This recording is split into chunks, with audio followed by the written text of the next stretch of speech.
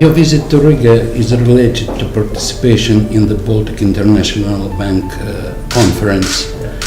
And what has attracted you to this event?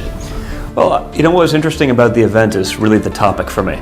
I've spoken all over the world, many different countries, many different major events, usually about real estate and about business and entrepreneurship. Thank you very much. But this was a little bit unique because they wanted to talk about generational wealth, family businesses, and I think it's something that I can actually talk very intelligibly about, something that is obviously very important to myself and my family, but not really a topic that's often spoken about. So when it was presented to me, I was very fascinated by it because I thought it was very kind of progressive thinking. It wasn't just reactionary to the times, like now my kid's 35 years old, what do I do with them? So it was just an interesting topic, and again, probably the thing I can talk most about, but something that I've never had the opportunity to speak about. So it was really fascinating to me, and look forward to hopefully being able to impart some knowledge in an area where clearly there's a lot of wealth being generated. There's a lot of people now having children that are going to be taking over these companies and working in there, and I think it'd be an interesting thing to be able to impart some knowledge back. Well, but last summer, Latvian press reported that Mr. Krūtoja and Mr. Kozlovs had visited your office in New York, and that your company has interest in construction concert hall in Riga. Is it true? We were talking, conversations. We went back and forth for a little while. Nothing went forward, but it's an area that we are interested in. I mean, we're doing a project right now in Georgia. My father was just over there. We're looking at another project in Baku. Not that it's the same area, but it's sort of similar in terms of the former relationships and the proximity to the Soviet Union and these sort of things. So, I think it's a part of the world that now you're starting to see some amazing architecture, some incredible real estate. You're seeing a real big boom in wealth. Obviously, in some of these more emerging markets, there's a great appreciation for brand and brand names, and I think for real estate and high-end luxury living as well as hotels. Obviously, we have something that's very relevant in that sector, and so it's definitely something that we'd be interested in looking at further. Have you any other business plan in Latvia? Not at the moment. Not at the moment, but like I said, usually these trips, while I'm speaking at a conference, I usually, it ends up being a great opportunity to network, to meet other people that are doing things both here and all over the world that, would be interested in collaborating. So for me, a big part of my job is just forming those friendships that often lead to partnerships. You just told about your new project in Georgia, but we have never heard about any projects in Russia, but it's a big market. Maybe it should be interesting for such a businessman. It is. I've been there many times, and I spent quite a bit of time in Moscow looking at deals.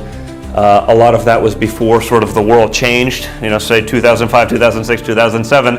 By the time things started looking like they were going to happen, obviously the world sort of readjusted and changed, but that interest is starting to pick back up as the development world and as the real estate markets start to pick back up and sales start to happen again. So, that will go, back on the forefront. But I think, for the last few years to start from scratch in some of those markets, again, for us, I want to make sure we pick something that makes sense.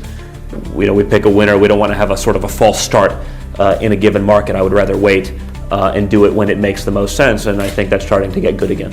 And what would you do in Russia? What kind of project? It depends. I mean, the things that I've looked at thus far, I've looked at everything from resort to hotel. I was there last summer looking at a potential golf development because that's a big part of what we do also, high-end golf courses and championship-type golf courses. A big part of what we do now is the hotel world, so building, managing, branding high-end hotel assets. So I think any of those things would be possibilities. And your mom is from Czech Republic? That's correct. Do you have any projects or any plans for? We don't in Czech, and I'd love to have something there. I speak the language fluently. Mluvím česky perfektně, víš, tak I speak the language fluently. I used to spend about 6 weeks to 2 months every summer growing up, back in what was then, communist Czechoslovakia from 1980 on with my grandfather.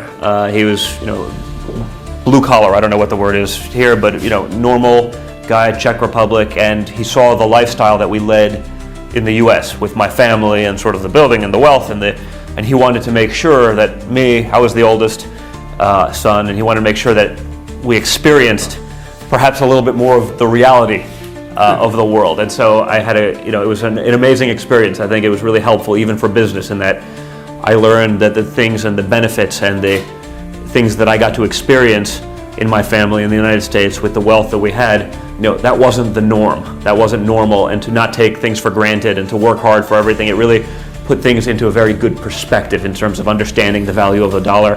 I'll probably touch on that a little bit even tomorrow in my speech. Okay, but still you don't have projects in Czech. No, we haven't. We haven't done Why? anything there. Again, for us, one of the things that we have to do with the brand that my father's created over 30 years, it's a very, ultra luxury brand. So, could I have done projects in any of those markets? Yes.